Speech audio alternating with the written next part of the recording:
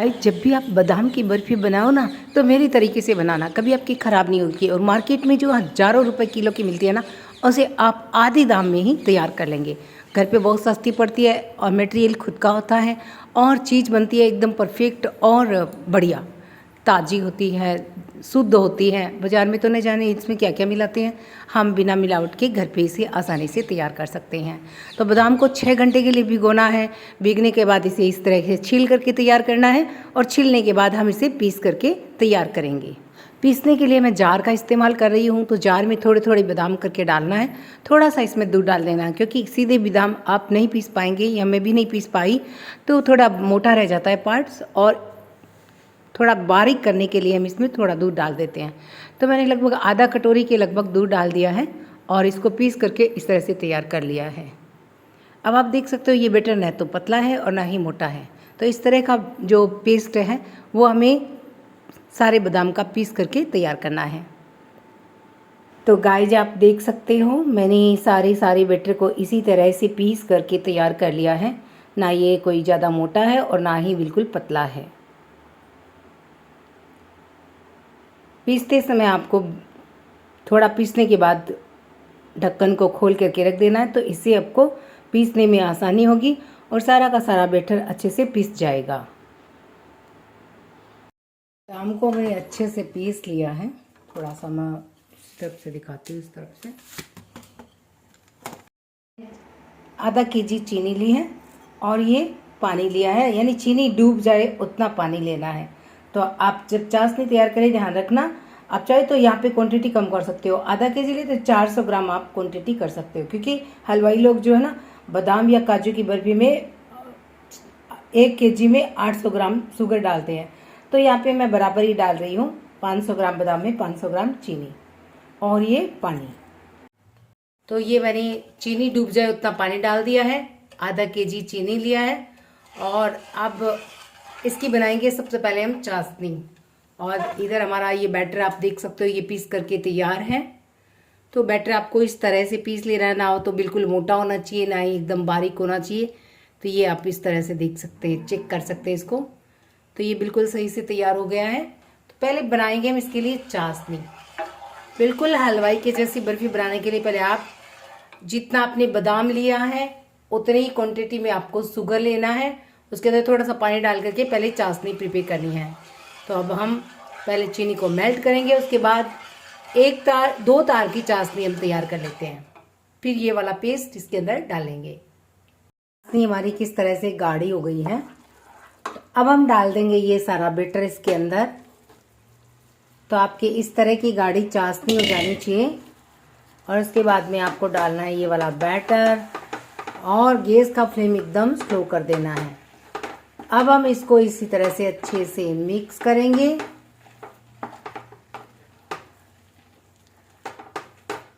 और इसे पकाएंगे लगभग 30 से 40 मिनट तक, और वो भी एकदम स्लो फ्लेम पे हमें पकाना है।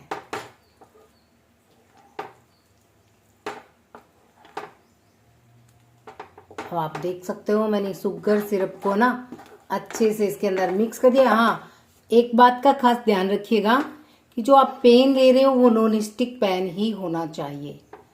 जहाँ तक पैन का इस्तेमाल हम करते हैं तो नॉन स्टिक पैन का ही इस्तेमाल करना चाहिए। मैंने अच्छी तरह से शुगर सिरप को इसमें मिक्स कर लिया है। अब मुझे कुछ नहीं करना, इसके अंदर कुछ भी ऐड नहीं करना है। अब मुझे सिर्फ इसे चलाते हुए कंटिन्यूसली पकाना है। मैं बिल्कुल भी नहीं रुकूंगी और स्पैचुला भी मेरा नहीं रुकेगा, ये भी मेरे साथ चलता ही जाएगा, क्योंकि रुकने से चिपक सकता है, आपके बादाम का पेस्ट जो है वो खराब भी हो सकता है। तो 2 से 4 ही बातें हैं। ये जो स्वीट्स है ना बनाना बहुत ईजी है, बस आपके बनाने की इच्छा होनी चाहिए। जब चाहे आप तीज त्योहार पे इसे घर पे बना सकते हैं। मैंने घी बिल्कुल भी डाला नहीं है और बिल्कुल भी मैं घी का यूज यहाँ पे नहीं करूँगी, क्योंकि मार्केट में देखते हैं हलवाई लोग घी डालते हैं तो उस बर्फी में घी की स्मेल आती है, इसलिए मैं बिना घी के ही इसको बनाऊंगी।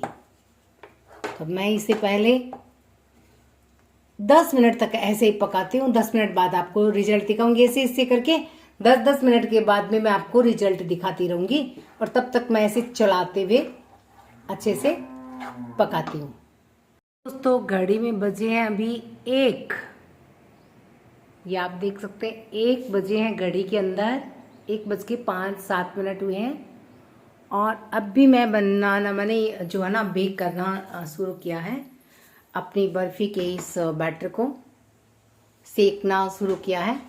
अब देखते हैं, और मैं आपको घड़ी भी दिखाऊंगी कि मैंने इसको कितने टाइम तक अच्छे से पकाया है। तो ये चीज़ बहुत ही मायने रखती है। जब आप बादाम की बर्फी या काजू की बर्फी बना रहे हो तो कम से कम टाइमली कितना होता है, जितना टाइम इसमें लगेगा ना उतना तो आपको लगाना ही है, तब भी आपकी बर्फी जो है बढ़िया से बनेगी। तो लगभग 5 मिनट तो हो ही चुके हैं। मैंने 1 बजे इसके अंदर जो चाशनी के अंदर है ना बैटर डाल दिया था, और मैंने सोचा क्यों ना मैं आपको टाइम भी दिखाऊं, तो इसलिए मैंने आपको घड़ी की तरफ इशारा किया। अब देखते हैं जब ये पूरा अच्छे से पक करके तैयार हो जाएगा चलाते चलाते तो कितना टाइम लगेगा। कुछ ऐड नहीं करना है, बस सिर्फ चलाते जाना है और इसको पकाना है। बैटर की कंसिस्टेंसी देखिए, उससे पहले एक बार फिर से घड़ी की ओर देख लेते हैं।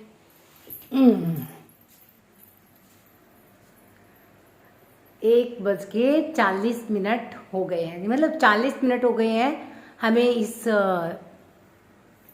मिश्रण को पकाते हुए। तो अब इसकी कंसिस्टेंसी आप अच्छे से देखिए किस तरह का। अब हम अपनी मोबाइल्स को लगाते हैं स्टैंड पे, आपको दिखाऊंगी। देखिए किस तरह का ये जो मिश्रण हो गया है। अब भी मुझे इसको लगभग 10 मिनट में और पकाऊंगी, यानी 40 और 10 टोटल हो गए। इसको पकाते पकाते 50 मिनट तक पकाएंगे, तब हमारा डो जो है वो तैयार होगा। पर अब ये डो थोड़ा टाइट हो गया है और कंटिन्यूसली चलाते चलाते मुझे भी पसीना आने लगा है।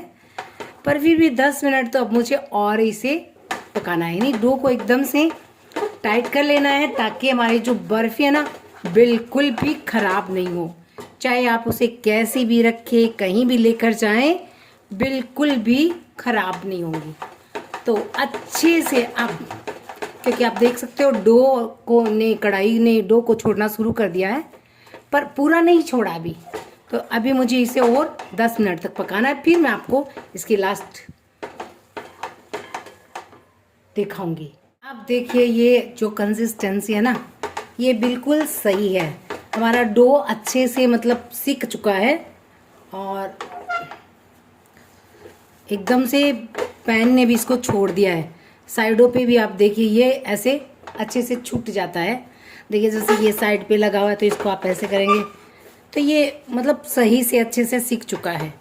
जब इस तरह का आपका टाइट काठा डो हो जाए, एकदम टाइट हो जाए, तो आप गैस का फ्लेम बंद करके भी आप इसे 2 से 3 मिनट तक चलाते रहें, क्योंकि पैन जो है ना गर्म है, और गर्म पैन में आप अगर इसको ऐसे ही छोड़ देंगे तो क्या होगा कि आपका बैटर नीचे से लाल हो सकता है।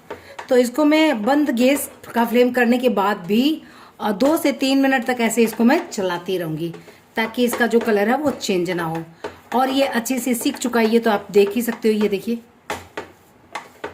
इस तरह से पेन के ऐसे ये जाए तो आप समझ लीजिए कि आपका डो सीख चुका है।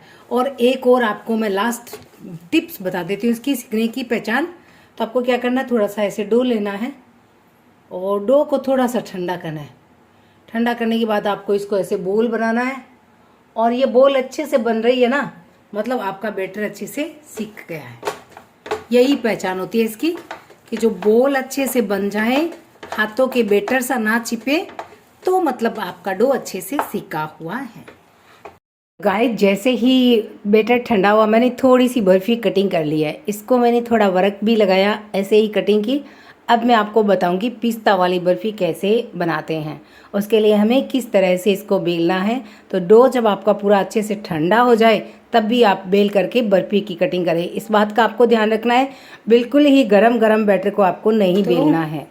मैं इसका एक पार्ट ले लेती हूँ, हाथों को थोड़ा चिकना करेंगे, एक पार्ट लेंगे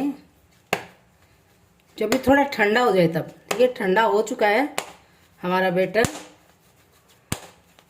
इसको काफ़ी देर तक ऐसे आपको हल्का हल्का ऐसे मसलना है ताकि बैटर आपका ऐसे डो जो है जो चिकना हो जाए।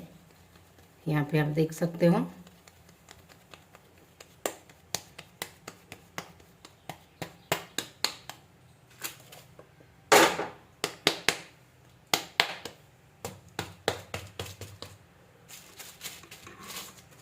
तो गाइज आप देख सकते हैं मैंने शीट तैयार कर ली है और अब इसको हम बेल रहे हैं। पहले थोड़ा शीट को जमा करके हाथों से तैयार करें और फिर आप बेलन की सहायता से बेल लें। और बेलने के बाद आप चाहे तो बरक लगाएं, चाहे तो पिस्ता लगाएं, कुछ भी आप गार्निशिंग केसर लगा करके आप इसको गार्निशिंग कर सकते हैं। जो भी आपको पसंद हो उस हिसाब से गार्निशिंग करें।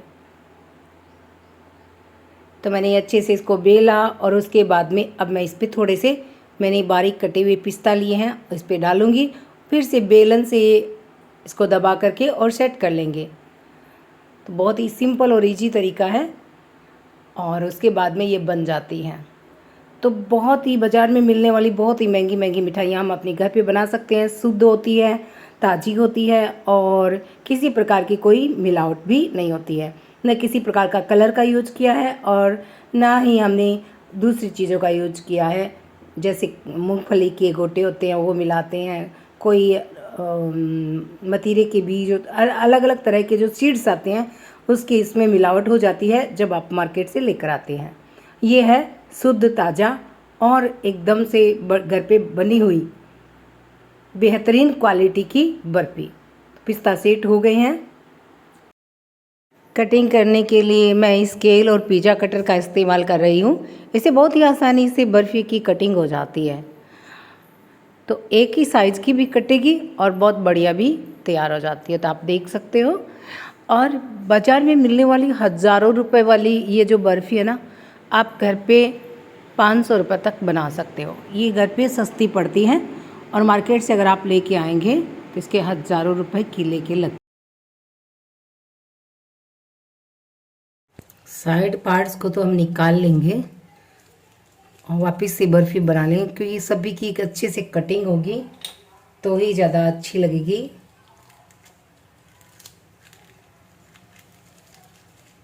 ये देख सकते हैं आप हमारी बर्फ़ी कितनी बढ़िया बन करके रेडी हुई है। तो सारी बर्फ़ी मैं ऐसे कटिंग कर लेती हूँ। मैंने सारी बर्फ़ी रेडी कर ली, आप देख सकते हो। और जैसे आपकी बर्फ़ी रेडी हो जाए तो आप उसे थोड़ी देर के लिए ऐसे हवा में सूखने दें। उसके बाद आप दूसरे दिन से इसको डब्बे में, गत्ते के डब्बे में रख करके और महीनों तक यूज़ करिए। हमें लगभग 12 घंटे हो चुके हैं और आप देख सकते हो कितनी बढ़िया बनी है। तो चलिए मैं आपको एक पीस तोड़ करके भी दिखा देती हूँ। अब हम इसे जो है ना गत्ते की डिब्बी होती है मिठाई वाली, उसमें हम पैक करके स्टोर करके इसे रख सकते हैं। तो आप देख सकते हो कितनी बढ़िया बनी है। तो चलिए इसे तोड़ लेते हैं। तो ये देखिए मैं आपको तोड़ के दिखा रही हूँ, कितनी बढ़िया बनी है, एकदम से सॉफ्ट है, मुंह में जाते ही घुलने वाली। तो वीडियो देखने के लिए आप सभी का बहुत बहुत धन्यवाद। Thank you.